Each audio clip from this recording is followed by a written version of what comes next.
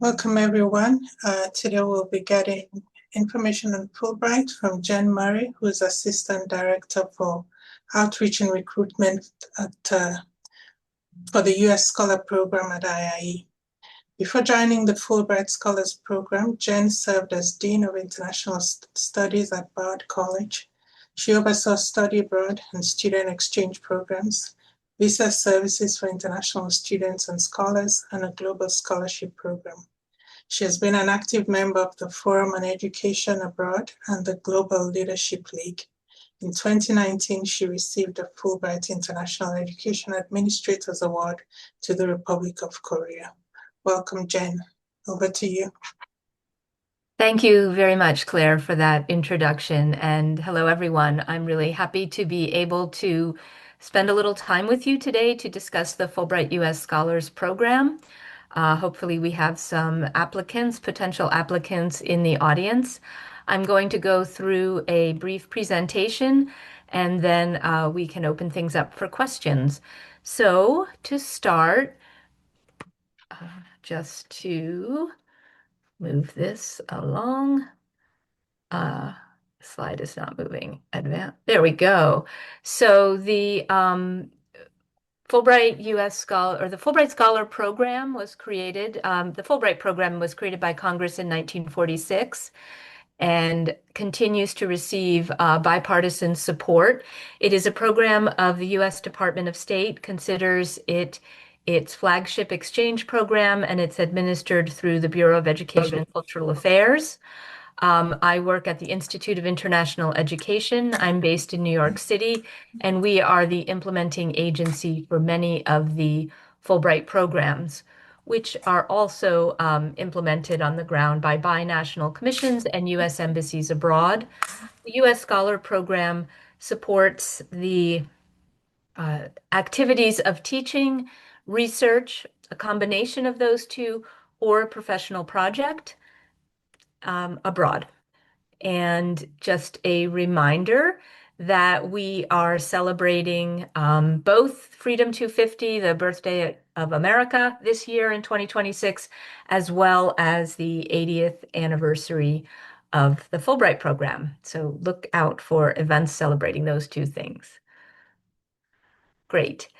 So essentially, this slide gets into some of the qualifications to be a U.S. scholar, but I think the most important thing to take away from this slide is that the first bullet is really the core criteria to be eligible for a U.S. Scholar Award.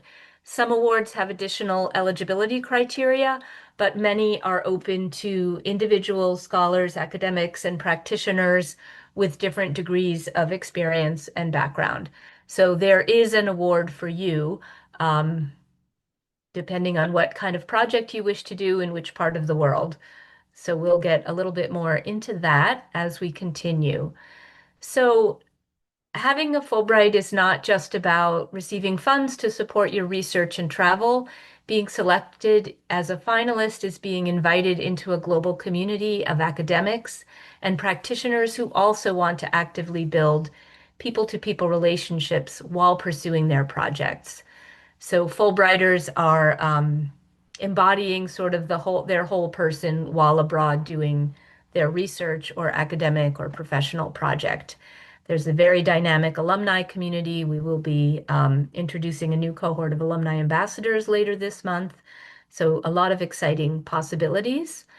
And finally, or additionally, it's helpful to know that unlike some other competitive fellowships or grant applications, Fulbright is really here to support you every step of the way, from things like this webinar to receiving in-person advice via email or an office hour from members of the outreach and recruitment team. That's my team.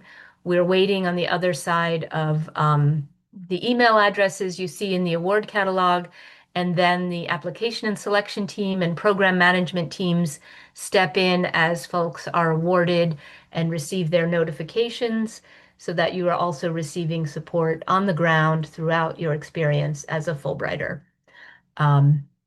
We do have an alumni directory on our website, which I'd be happy to show a little later.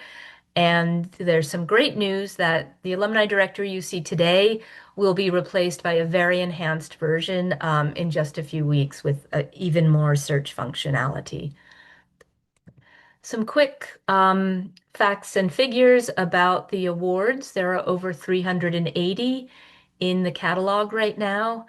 And we want you to know that those are in over 130 countries and um, varying in length from 2 months for a short-term flex segment to up to 10 to 12 months.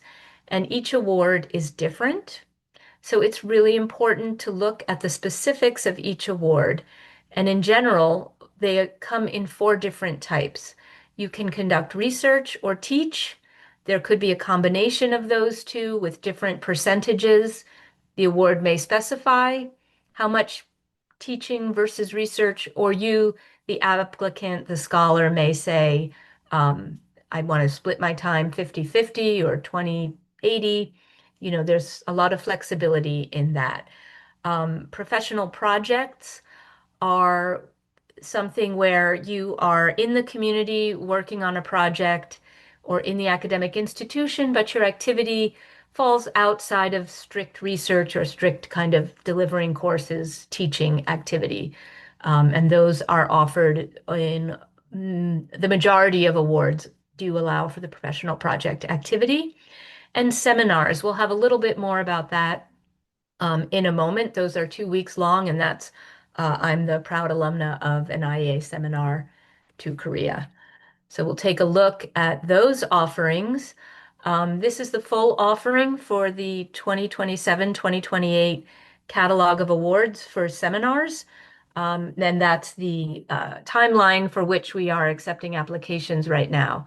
So if there are administrators, such as Claire, on this call, these are the opportunities. There's a little bit there about the applicant profile, when they occur, and these are the only awards that have a couple of deadlines that are not on that September 15th, 5 p.m. Eastern Time deadline. That applies to all of the Scholar Awards. And if you're not an administrator, but you work with people in the international programs or supervise those offices, I strongly recommend that you advocate for your colleagues to apply for these awards if if the profile isn't fitting you. They're really amazing opportunities, not just to learn about the higher education system in another country, but to spend time with a cohort of US peers, traveling and learning together in one of these wonderful locations. So, the Fulbright U.S. Scholar application is online in a system called Slate. You can log in and work on your application, save your work. We really recommend people, opening an application, even if you're just sort of exploring this whole idea. The application consists of the components that you see on your screen, and that project statement is the most important piece. That's where you're really getting into detail about what you intend to be doing. And it falls somewhere between a grant prospectus and a personal statement. In that project statement, what you must explain is what you plan to do, how you will carry that out, who you are, and who you might collaborate with, why you, at this stage in your career, with your expertise and background, should be selected, and why you're suited to represent the United States in that given competition year and in the location of the award you are applying to. That project statement is limited to 3 to 5 pages. So another reason to log in is to understand that there are in the application form some short answer questions.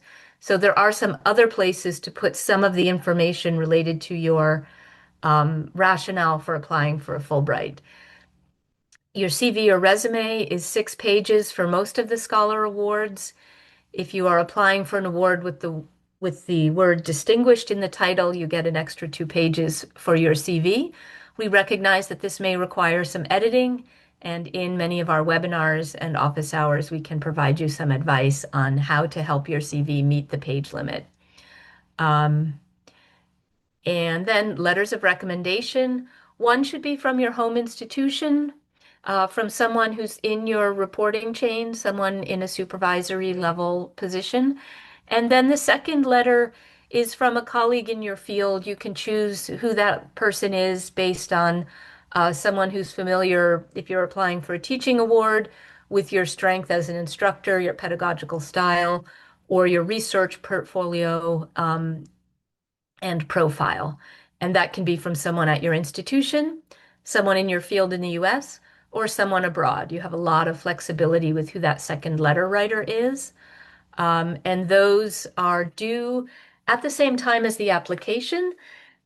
When you are, and it's up to the applicant to go into the application and initiate that the system will send a request for your recommenders to then upload their own letter of recommendation. The invitation letters are required for many awards. These are where the institution that you have selected to host you for your Fulbright is providing a letter of support, indicating that they are aware of when you would like to visit, what kind of activity on what topic you plan to engage in. And it's just them saying that we look forward to hosting this Fulbright Scholar. And again, on our website, there is information about how to request a letter of invitation and some tips on what should be included in that important part of the application if it's required. And then, depending on what type of activity or what your discipline is, there may be supplemental material you see there on the screen. One quick note I'll make is that if you are applying to do teaching, you do not need to recreate new syllabi. You can provide samples from courses you have taught. The rationale is to give reviewers a lens into your pedagogical style and how you might manage the course at the level and kind of subject that you intend to teach. Moving on, just a couple of tips. Read the full award once you've found one that you think interests you or as you are comparing awards. There's some general descriptions. Some get into more detail about specific requirements. And then benefits. That's where you learn about the stipend and whether there's dependent support. And then a little bit of a country overview that gives you a sense of what it might be like to be an American Fulbrighter in that location. As I mentioned earlier, you want to start an application soon, and then attend our office hours and webinars. There's a full slate of those that's constantly updated that can be found under the resources tab on our website.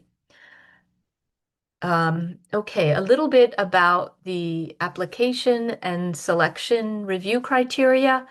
Um, every application is judged against the same set of review criteria, and peer review committees are trained with and are given guided forms to help move the discussion along to ensure that each applicant is reviewed on their training background and experience relative to the proposed activity and the award requirements. The feasibility and quality of the project is very important, and feasibility takes into account things like the amount of time the applicant says they will be in country. Can that project be accomplished in that amount of time and with the resources and connections that are referenced throughout the application? Impact, outcomes, and benefits are also important to demonstrate both for the host institution and host community in the country where you intend to do your Fulbright, as well as what you might bring back, in this case, to the University of Florida and your local community there.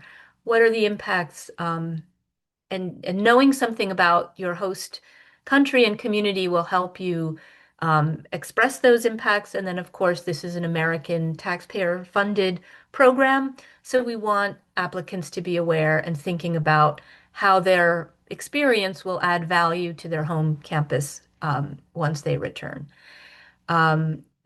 Your cultural preparation, there's a short essay where you'll talk about that.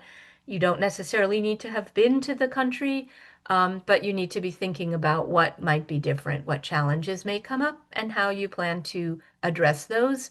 Finally, Previous Fulbright scholars are eligible to apply, provided that 2 years have passed between the completion of the grant and the deadline for the next cycle.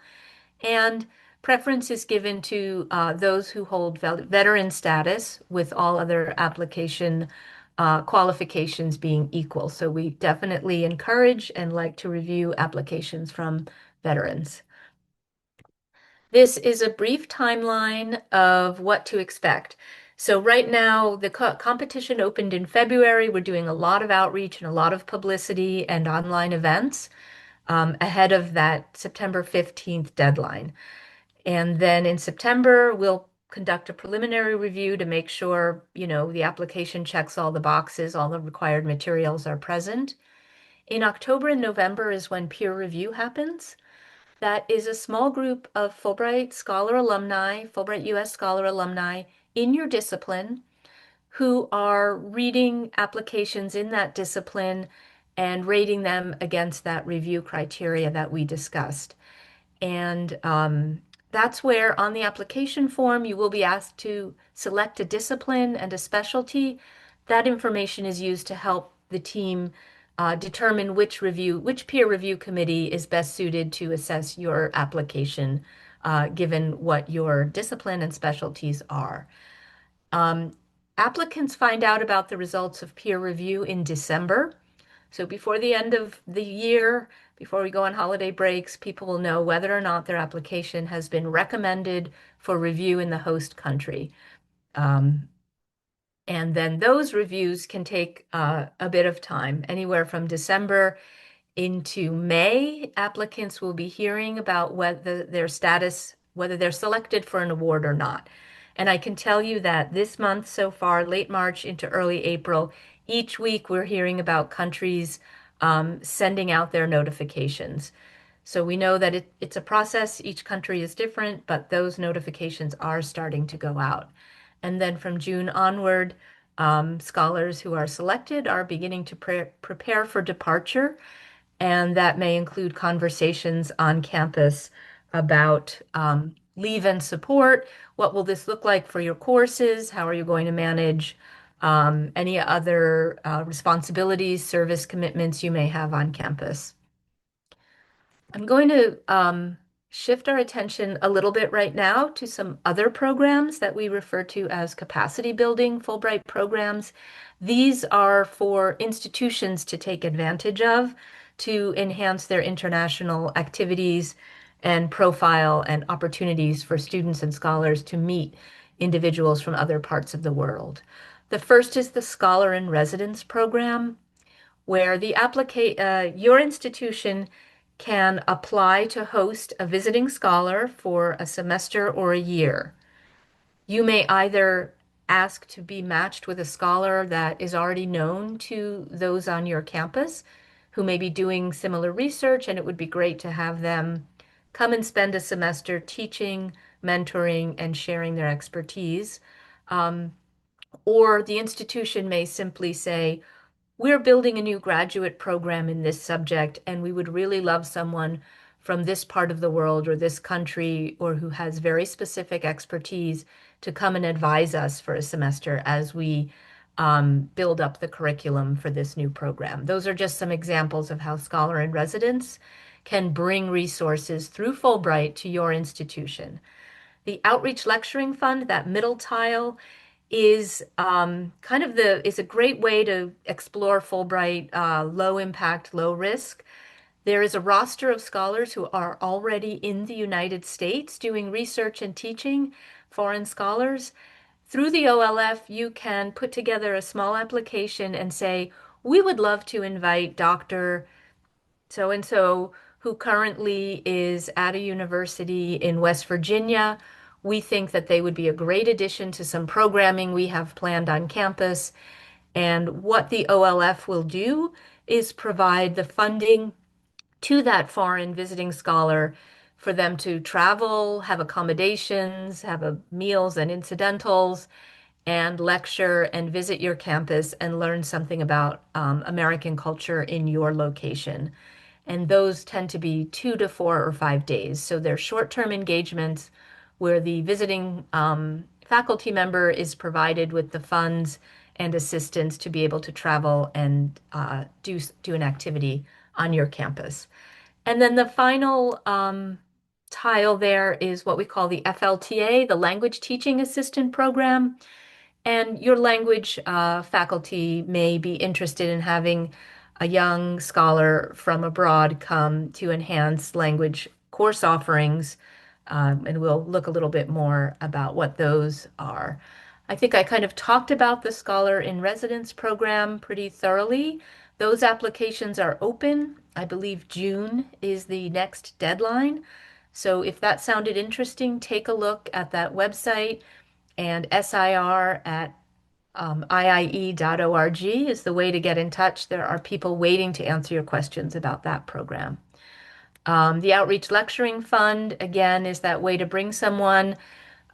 People have talked about using these for faculty colloquia, presidential lecture series, um, International Education Week, or if your campus does any kind of multicultural celebrations throughout the year, focusing on specific parts of the world or cultures, OLF offers some enhancement to those activities. And in celebration of America 250, the OLF um, program is offering hosting institutions to take time and showcase American excellence and American culture and history in their location for the visiting scholar who may come. And there are some states that the scholar will receive a sort of bonus stipend to visit those states. And Florida is not one of them, but we do want to see OLF representation in all 50 states this year, so your applications will be very welcomed. And then the FLTA, or Foreign Language Teaching Assistant Program, was the last capacity building piece that I mentioned. And it's designed to develop American students' knowledge of foreign cultures and languages by supporting the teaching assistantships in more than 35 languages at hundreds of U.S. institutions across the country. And it offers educators from 55 countries the opportunity to develop their professional skills and gain firsthand knowledge of the U.S. Culture and people. And some of the feedback we hear is that students really enjoy this. These tend to be younger professionals bringing sort of the latest in the popular culture of the country they represent, and not just the excellent language training, but probably some slang and, um, nuances of the language that may not be in textbooks that have been around for a few years. So I'm just about wrapping up my formal presentation, and I wanted to share this graphic of what we consider the Fulbright Engagement Staircase. Those 2-week International Education Administrator Awards are a great way to send a member of your community out on a Fulbright to network, learn, and bring back energy, enthusiasm, and ideas. Hosting an OLF visitor is, again, it's a pretty light application. Lots of help on the other end of OLF at iie.org.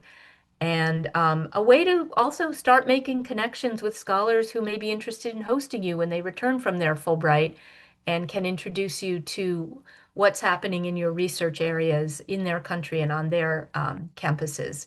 The specialist program is administered by World Learning, and this is a program where U.S. scholars can apply to be placed on a roster of specialists and be matched with a capacity building program abroad for a period of 2 to 6 weeks. And that's Fulbright Specialist at World Learning is where you would find more information about that. And then the Scholar in Residence program we discussed, where you're bringing that expertise into campus with Fulbright support to bolster either an area of the curriculum or a certain world area studies, etc.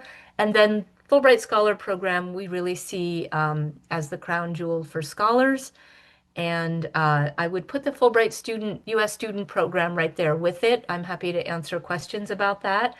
And that is opportunities for anyone, once they have a bachelor's in hand, but not a PhD, to do an English teaching assistantship abroad, do research, or pursue graduate education abroad.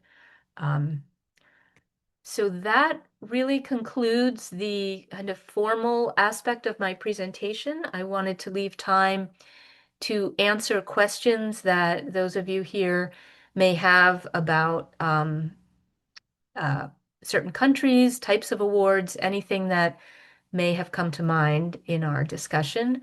And we invite you to reach out to us at those email addresses and, of course, follow us on your socials as well. I'm going to stop my screen share for the moment, but would be happy to also bring up our website at any point if that is helpful.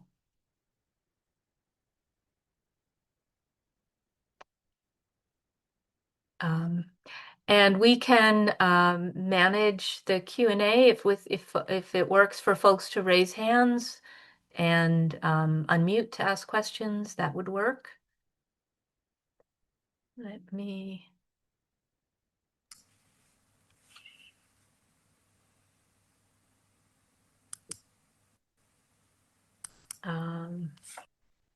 Do we have, why don't I see, do we have Fulbright alumni here by any chance? Anyone who's received either a student award or a prior scholar award or specialist?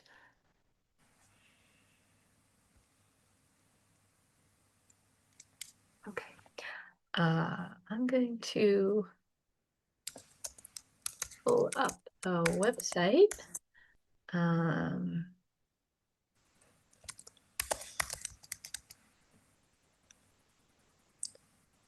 And get that up, and then I will share my screen again. Okay, I see a question. I believe the recording will be available. I think Claire would have that for Yeah, participants. we will have the recording. You can just send me an email, and once it's edited, I can send it out. Okay. So I shared my screen again, and I can just sort of show you, and then if I don't see a hand, please let me know if there's a question. But right now, I will bring you, hopefully you can see the website, and I'm going to Scholar Awards search. This is a great place to start. You can search by keyword, region of the world, specific countries, disciplines, award and activity type, length, degree requirements, and here this is whether or not a terminal degree is required by the award. That is what that refers to. Many awards, as mentioned, include dependent benefits. And I should say that dependents are welcome on awards, even if they don't have that, but many will provide an additional stipend to support the cost of having family or other dependents with you. And then language requirements, most awards, English is sufficient, but some awards will ask for language proficiency, and that is handled in the application as well. So we can look at, let's look at this multiple disciplines award just to give you a sense of what I was referring to. So the first tab here is award details. You'll find out when the award should start, how long. This award looks like they're really looking for someone to be there for about half a year. There's not a flex option. A PhD is not necessarily required. Very open to a range of career stages. And there's one award. So that in some cases, there will be multiple awards here. It might be a singular award, but available to more than one recipient. This blue box will be the same in every award. Award activity gives you a bit more details about what they're looking for. In some cases, there are specific universities. Others will say at your choice.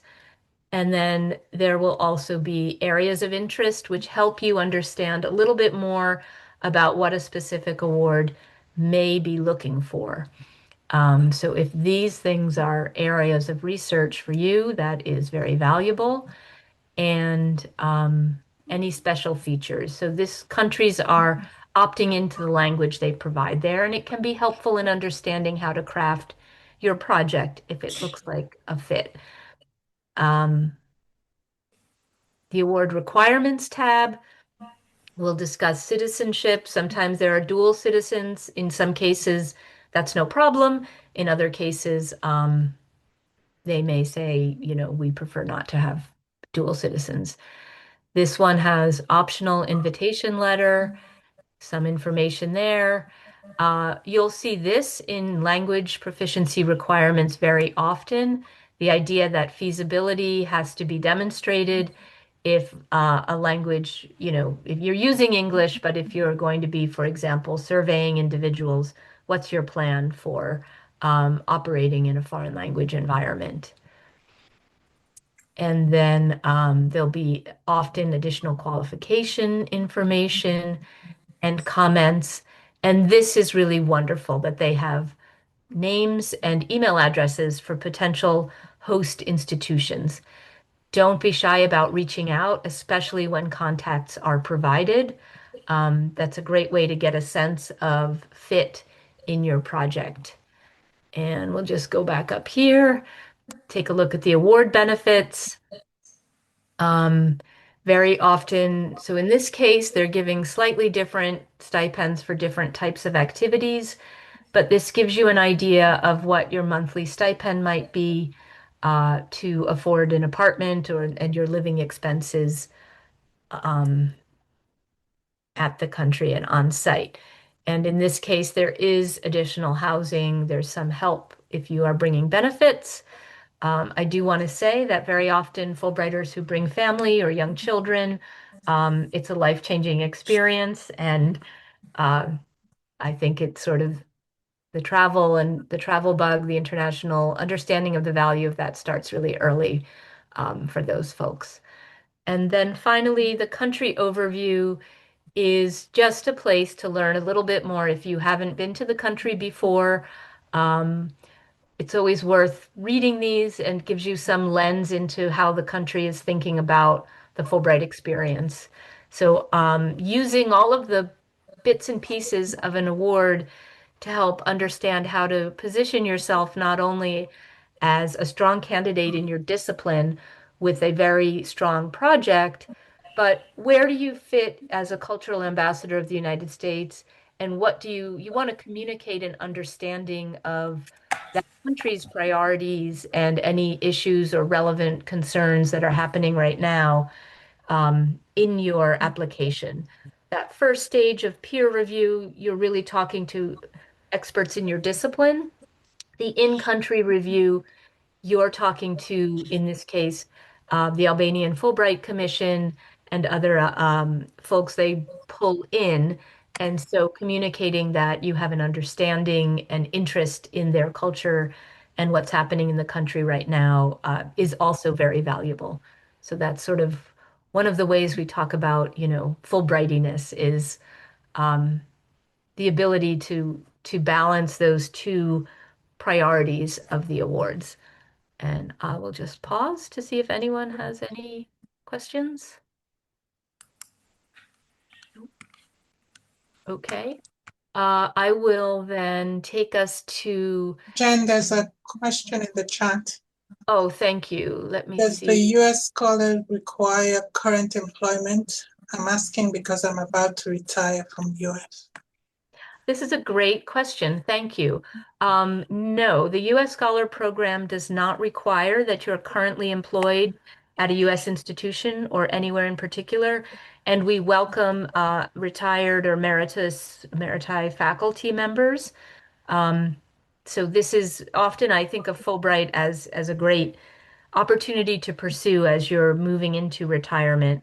The one piece to consider if applying either as a retired person or someone who will be retired at the time of the grant, which is the 27-28 academic year, is just to be mindful of discussing how you will bring the impact of your project back to your community. And I don't think you need to be sort of a full-time faculty member to think of ways and to know how when you return you can also bring that enrichment back to either the campus institutional community or your local community there in Florida or the US. Thank you. Yeah, thank you. There's another question. Do Okay. Do you have any advice for current undergrad students who are really interested in this program? Yeah. So current undergraduate students who are interested probably have been to the student site, which is here. And I would definitely suggest spending time on the website. Um, and meeting with your Fulbright program advisor there or FPA at the university. Sometimes that's a person in your fellowships office, could be career development, international office. Um, that is very helpful, and you can search for your FPA here. Then there are also, I know that my colleagues in the, yeah, so also in the student program, also do different types of events, online events for interested students. So there is something later today, it looks like, and something next week, a few things next week. So I would explore that and take some time looking at the different countries and application components on this as well. And then a final piece of advice for students is to realize that the Fulbright US student deadline is in October. So the deadline, the program just launched. I think it was last week or the week before. The deadline is in October. So now is a really great time to get started and talk to people on campus because, as you all know, the start of the semester, things kind of happen really quickly. Um, the Fulbright student program requires often that a review committee on your campus is involved in helping you if you have your ducks in a row in a timely manner. And then you can also reach out to alumni uh, searching on their database to talk to people about their experience. That's a great question. And I'm glad to hear that there's student interest as well. And again, that's English teaching assistantships, where you're spending time at a middle school or high school, often, sometimes a university, um, helping students improve their English language skills. You can conduct a research project abroad to build on something you may have done in your undergraduate career, or apply to pursue a master's degree in another country. So there's really exciting opportunities for students. Another question in the chat. As a UF staff member, I'm often asked if I'm aware of additional funding options for Fulbright scholars. Are there any specific resources we can share with them? Right. So the Fulbright program, the Fulbright US Scholar Program does provide those benefits to the scholar. Uh, this may be a question about, making it work depending on leave and support policies and practices at your institution. I We don't advise on additional funding sources necessarily outside of Fulbright. What I can share with you is that the Fulbright program does not um, prohibit or limit an awardee from combining a Fulbright with another grant or with another funding opportunity. So the Fulbright awards are generally intended to cover your travel and living expenses. Many of them will include, this one doesn't, but some will include once you're awarded, the opportunity to apply for some additional funding to travel in the region of the world where your award is located. But I think the question of whether you are able to retain your full salary while on a Fulbright, if this aligns with your with your sabbatical, timeline. These are questions to have together with your scholar liaison and your academic leadership at your institution, but you can combine a Fulbright with other awards if that's helpful.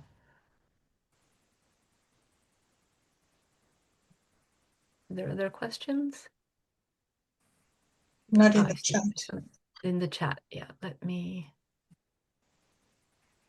chat on my other screen. Okay. Okay. Thank you. All right. Okay, I think we may have gotten all of those. What I can say further about the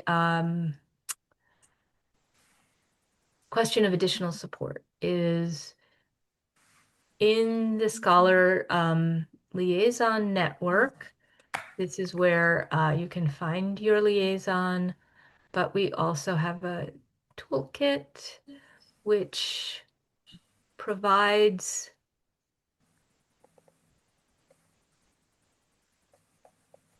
some examples, some types of policies, some policy examples from different institutions, and a Chronicle article about ways that institutions can be supportive of Fulbright. So I would recommend taking a moment to check those out in addition and have some conversations on campus. We also have some PowerPoint templates, other resources you can use on your campus.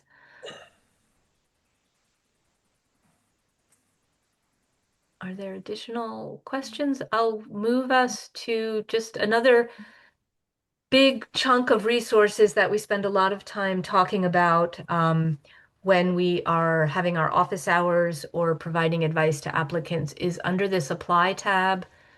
If we move to Getting Started, there is each of these have drop downs. And then in the application steps, each component of the application has an extensive drop down here with additional information, tips, and advice. And I mentioned invitation letters earlier. Here is so the invitation letter can come in 10 days after the deadline. That's the only piece of the application. And that's in recognition of the fact that sometimes if you're reaching out for an invitation letter in the summer months, there may be a slower response time depending on the academic calendar and vacation culture of that country. But there's a lot of information here, including some advice on how to develop contacts in the location you're interested in, and even a sample email invitation. If you want to send a cold email somewhere, that's perfectly acceptable, and you can look at our sample and revise it with your, to fit who you are and what the project you will hope to do looks like, or how you think it might look and fit with that institution's other types of work.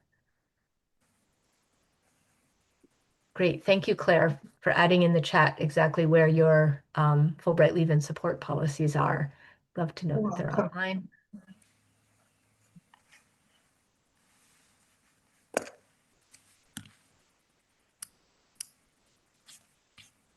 Okay. Let me bring you to one other spot on the website, and that is resources. We have webinars and we have office hours. The webinars are a little bit more like this, where there'll be a presentation and then a Q&A. And office hours are really open Q&A. They're group sessions, so generally there's many people there. We take questions as they come in. They can be very helpful to attend, even if you don't have a burning question, but hearing what other people are thinking about is helpful in considering, it may raise awareness about facets of putting together an application and what a Fulbright project looks like. So if you have time to just even listen in on an office hour. Those can be informative. And I'll bring your attention to a couple of webinars that are coming up. The Global Hidden Gems webinar, we have two of those, one in May and the other one will be in, I think it's in July. It's later in the summer. That's when we showcase new awards or awards that we think deserve a little bit more attention from applicants. So if you're wondering, um, you know, how to find an award that may be a little bit more niche, that's a great webinar to come to. And our basic advice is to find the most niche award you can that fits your career profile, your discipline, the kind of project you hope to engage in, because that will just naturally mean there's slightly smaller applicant pool than an all disciplines open to everything award might have. And then the other couple of webinars that are very helpful are these writing clinics.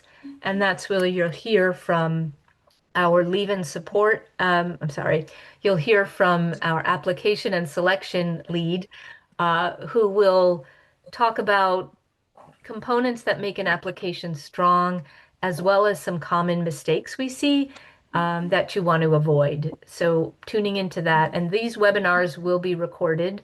We generally record the formal presentation and then turn off the recording before we have our Q&A.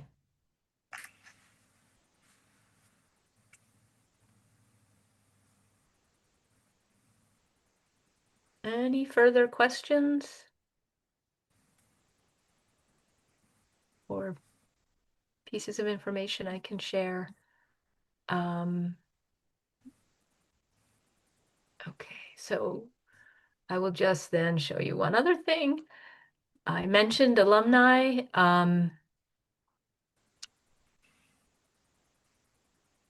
This didn't bring me to alumni though. Okay, sometimes I have to just get started again. There is an alumni directory. I mentioned that it will be enhanced. The enhanced directory will be launched very soon. If you know someone who's done a Fulbright before, you can find them here. Otherwise, you can look up by program, Fulbright U.S. Scholar Program, and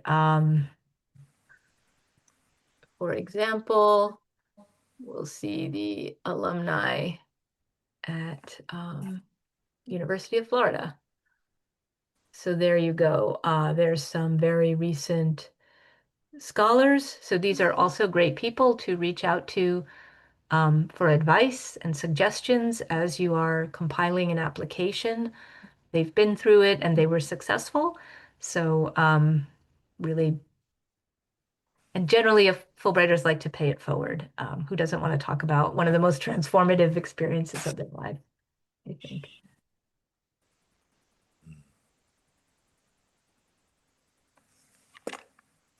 Okay. Any other questions? And then so if we click on the person's name, you will see the discipline, the specialization, the country, and the activity type. So this scholar, Catherine Grillo, was doing research.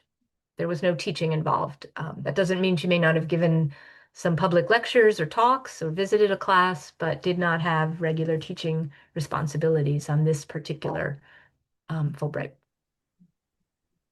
Hey, Jen, in the past, they used to list the scholar's title. They don't do that anymore. Is there a reason for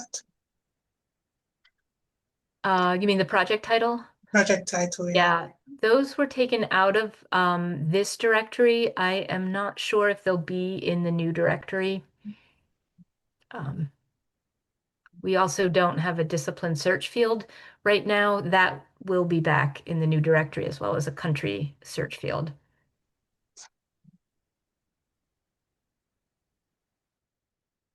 But I would write and ask about the specifics of the project. We also don't publicize emails, but we can find those pretty easily online. And obviously, you know how to get in touch with your colleagues on campus.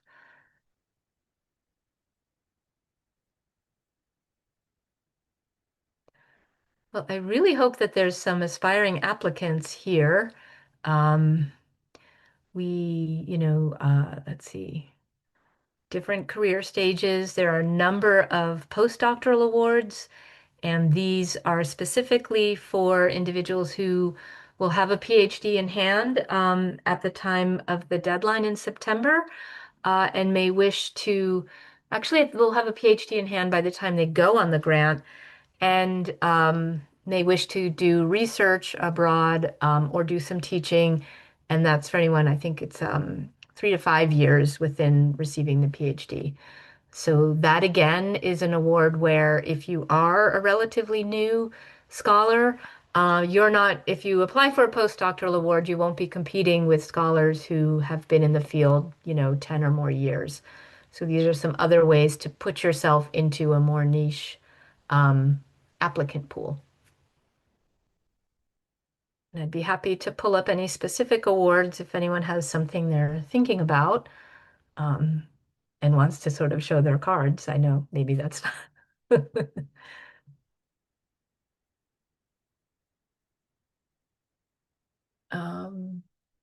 Let's see, one other thing I'll do is just, so let's search by keyword.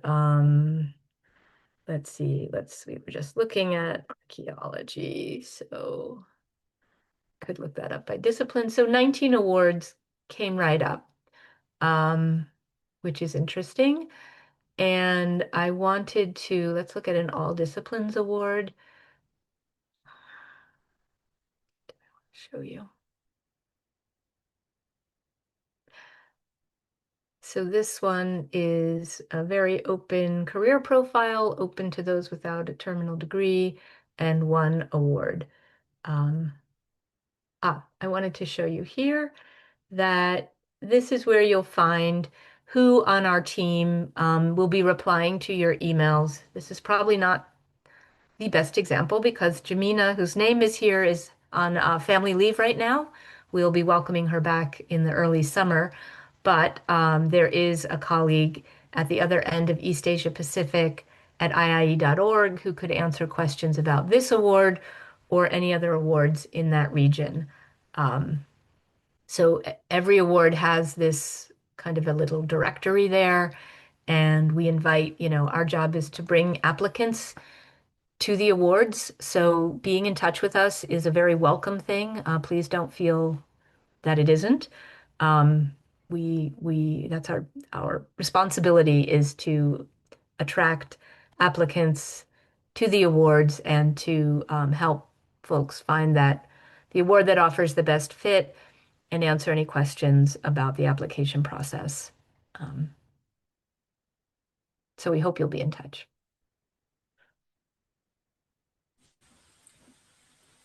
Hello. Yes. So I want to ask questions about international students, how to go about the application process. Yeah. About international studies? Yeah, international students who are not from US. Oh, okay. International students, thank you for asking. That would be, so the awards, the Fulbright program that is facing students and scholars from other countries who are interested in study in the United States can look on their countries, on their home country's embassy homepage, and there will be information, either a Fulbright commission in that country or Fulbright information is located in the education and cultural affairs section of the consular post if the country is not a commission country. So for Fulbright support to study in the United States or do research in the United States, those are managed and awarded by the country Fulbright offices in the home country, in the country of citizenship. Okay, thank you very much. Yeah, sure. And they follow And their own sort of timelines, but some of our team at IIE are then helping with placements or visa documentation documents and things like that. and I also want to know if there is, for instance, for me, for instance, I just completed my university in Ghana, and I want to also apply and study in US. So I just want to find out if there is any assistantship for education at your university, because I did education. I have a bachelor of degree in education. Right. So that Yeah, I you want to know how mentioned to I if want to you're know how in, to go. Mhm. I Let want me to see know if how I, to go about it. I want to know how okay. to go about the application process and when and the application deadline and the activities involved with. Okay. Let me see if I can find a link for you for um